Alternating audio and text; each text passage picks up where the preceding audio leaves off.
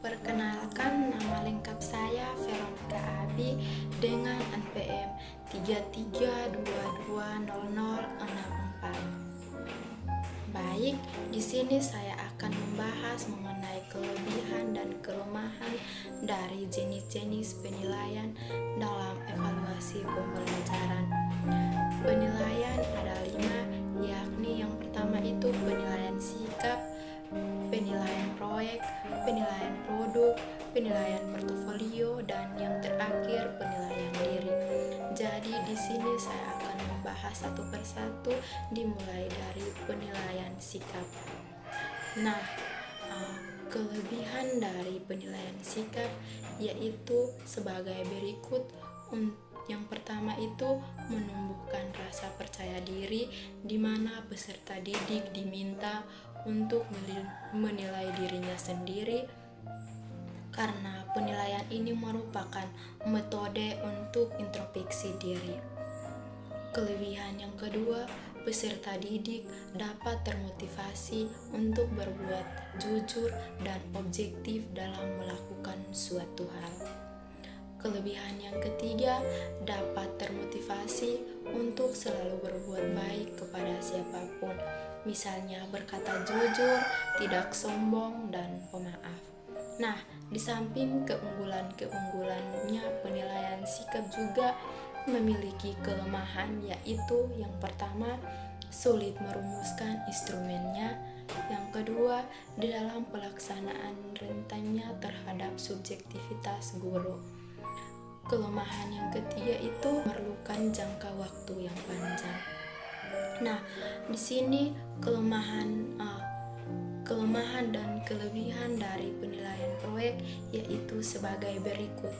Untuk kelebihan penilaian proyeknya di sini yaitu siswa memiliki kesempatan untuk mengeluarkan ide atau pendapat.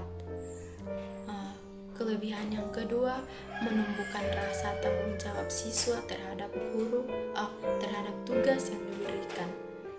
Yang ketiga, meringankan guru dalam memberikan materi pembelajaran. Yang keempat, melatih siswa dalam membuat laporan tertulis. Yang kelima, dapat menilai keterampilan berkreativitas siswa. Nah, untuk kelemahan penilaian proyeknya di sini yaitu yang pertama, jika guru memberikan tugas berupa tugas kelompok, siswa yang kurang memiliki rasa tanggung jawab, dia tidak akan ikut bekerja dalam menyelesaikan tugas kelompok yang diberikan oleh Bapak Ibu guru. Yang kedua, penyelesaian tugas didominasi oleh siswa yang lebih pandai. Yang ketiga, hasil yang dicapai kurang maksimal dan kurang objektif. Yang keempat, banyak menghabiskan waktu dalam proses belajar mengajar.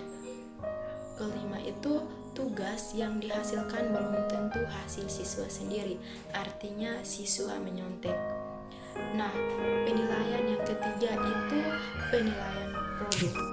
Seperti kelebihan penilaian produk yakni yang pertama itu kreativitas peserta didik dapat dinilai melalui produk yang dibuat.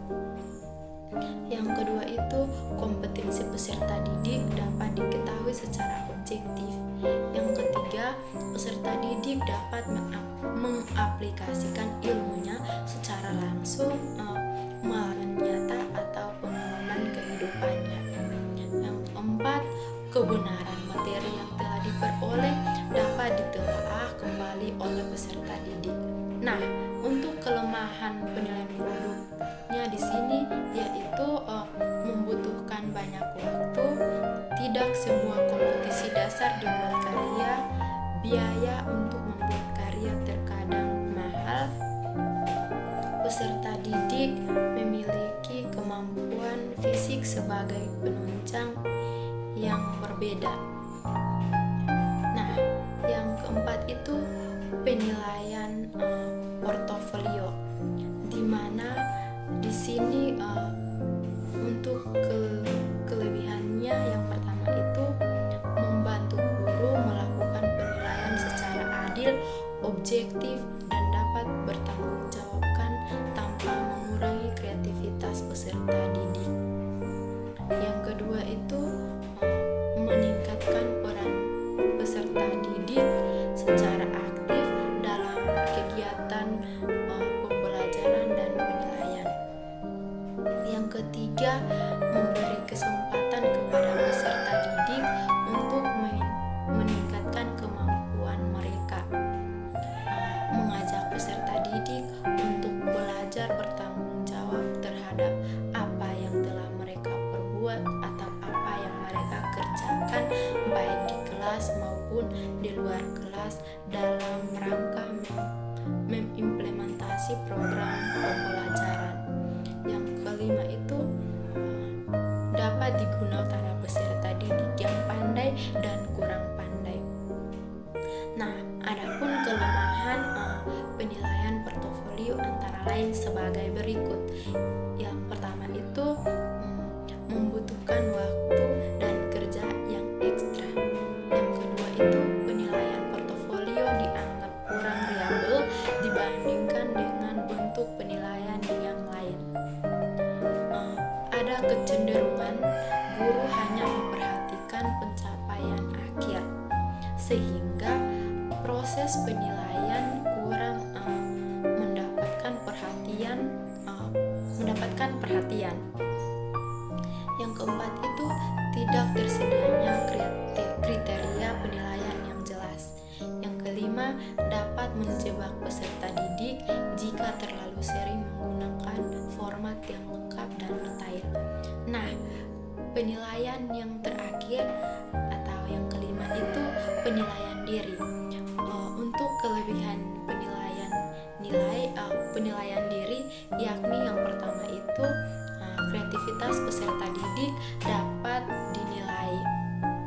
Yang kedua, kompetensi peserta didik dapat diketahui secara objektif. Yang ketiga itu peserta didik dapat mengaplikasikan ilmunya secara langsung melalui kehidupannya. Yang keempat itu kebenaran materi yang telah diperoleh dapat ditelah kembali oleh peserta didik yang bersangkutan. Nah, untuk kelemahan penilaian produk penilaian diri, yaitu yang pertama itu tidak semua kompetisi dasar dapat dibuat karya. Yang kedua itu biaya untuk membuat karya terkadang mahal. Yang ketiga, peserta didik memiliki kemampuan fisik sebagai penunjang yang berbeda.